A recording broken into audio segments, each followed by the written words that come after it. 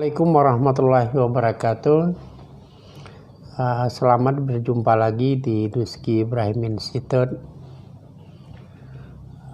Pada hari ini kita akan melanjutkan telaah tentang kaidah maqasid yang terkait dengan tema maslahat mafsadat, yaitu kaidah yang ketiga yang berbunyi al-maqasidus syar'i min wad'is syari'ah ikhrajul mukallafi anda jati hawahu hatta yakuna abdan ikhtiyaran kama huwa abdullahi ittiraran. Artinya, maksud syara dari penciptaan syariat adalah untuk mengeluarkan orang mukallaf dari ajakan hawa nafsu, sehingga ia menjadi hamba Allah dalam kondisi normal, sebagaimana ia menjadi hamba Allah dalam kondisi darurat. Ini kaidah yang dirumuskan oleh Imam As-Shatibi dalam kitabnya Al-Muwafaqat fi Usulis Syariah.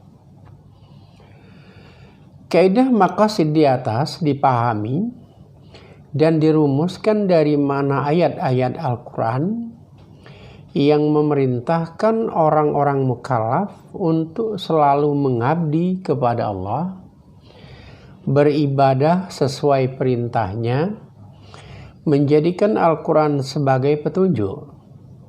Hal ini dimaksudkan supaya orang-orang mukallaf itu benar-benar menjadi hamba Allah dalam kondisi apapun, dan supaya mereka tidak menuruti hawa nafsu dalam semua tindakannya.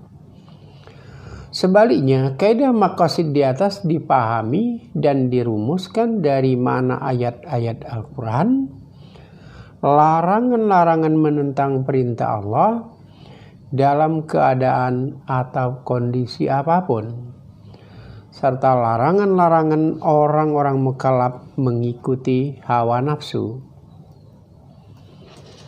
Perlu dikemukakan bahwa berdasarkan kebiasaan yang terjadi atau fakta sejarah, bahwa kemaslahatan dunia dan agama tidak akan dapat dicapai oleh orang-orang yang mengikuti hawa nafsu. Sejarah mencatat banyak sekali tokoh-tokoh besar, berpengaruh dan berkuasa yang jatuh dan hancur disebabkan mereka mengikuti hawa nafsu terhadap wanita. Mereka tidak dapat menahan nafsu terhadap perempuan, terhadap kekuasaan, atau terhadap harta kekayaan. Dari kaidah di atas dipahami bahwa syariat diturunkan atau ditetapkan oleh Allah dan Rasul-Nya adalah supaya manusia itu keluar dari ajakan dan bisikan hawa nafsu. Adapun nafsu yang dikeluarkan syariat menurut kaidah tersebut adalah tentu saja dalam arti nafsu yang dapat membawa kehancuran di dunia ini dan nafsu yang dapat merugikan mereka di akhirat nanti. Dalam konteks ini, yang harus dibuang jauh-jauh dari diri kita adalah nafsu ammarah dan nafsu lawamah, bukan nafsu mutmainnah, seperti yang dikemukakan oleh Imam Al-Ghazali. Saudara-saudara sekalian, Hujjatul Islam Imam Al-Ghazali telah membagi nafsu secara umum kepada 3 kategori atau 3 martabat. Yaitu pertama disebut nafsul amarah, yaitu nafsu yang selalu menyuruh seseorang untuk berbuat maksiat dan selalu menyuruhnya melakukan semua kejahatan.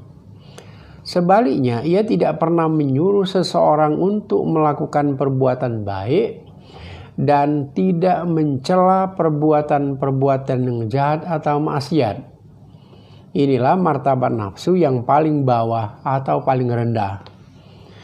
Mengenai hal ini telah disebutkan dalam Al-Quran surat Yusuf ayat 53. Kedua, disebut nafsul lawamah, yaitu nafsu yang terkadang mencela perbuatan jahat atau maksiat dan tidak ridho dengan perbuatan jahat atau maksiat itu. Namun terkadang ia menyukai perbuatan taat dan kebaikan, sekalipun belum maksimal. Tetapi dalam masa bersamaan nafsu seseorang itu masih ada maksiat, terutama maksiat batin seperti ujub, bangga diri, riya, berbuat kebaikan untuk dilihat orang, sum'ah, berbuat baik supaya didengar orang, dan lain-lain. Dalam bahasa yang ringkas dan sederhana, nafsul lawamah ini terkadang menyuruh manusia berbuat baik dan merasa kurang dengan perbuatan baiknya itu. Sebaliknya, terkadang menyuruh manusia berbuat jahat atau dosa dan merasa kurang dengan perbuatan jahat dan perbuatan dosa itu. Ini adalah kategori atau martabat menengah.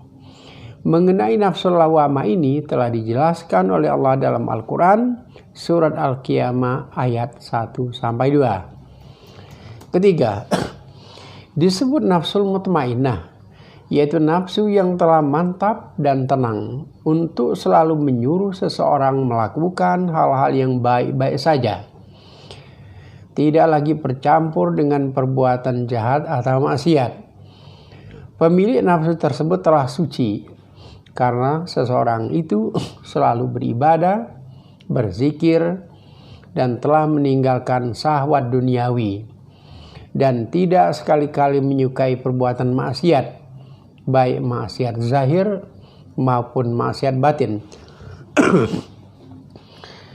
Dengan ungkapan lain, selain selalu melakukan ibadah zahir seperti salat, puasa, haji ketika dia mampu, dan ibadah-ibadah lainnya, juga tidak lagi melakukan perbuatan jahat atau maksiat, baik maksiat zahir maupun maksiat batin. Inilah menurut Imam Al-Ghazali nafsu dalam martabat tertinggi, dan inilah nafsu yang akan dipanggil oleh Allah dengan panggilan yang diridhoinya. Hal ini dijelaskan dalam Al-Quran surah Al-Fajr ayat 27-30. Dengan mengamalkan ajaran-ajaran syariah, baik yang wajib maupun yang sunat, maka seseorang itu akan terhindar dari ajakan atau budak hawa nafsu, yakni nafsul amarah dan nafsul lawamah. Maka seorang itu akan menjadi hamba Allah yang taat, baik dalam kondisi normal maupun dalam kondisi darurat, seperti yang dikehendaki oleh kaidah maqasid di atas. Inilah suatu kemaslahatan yang besar, baik di dunia ini maupun di akhirat nanti. Demikianlah pertemuan pada hari ini. Insya Allah kita akan bertemu di masa yang akan datang. Assalamualaikum warahmatullahi wabarakatuh.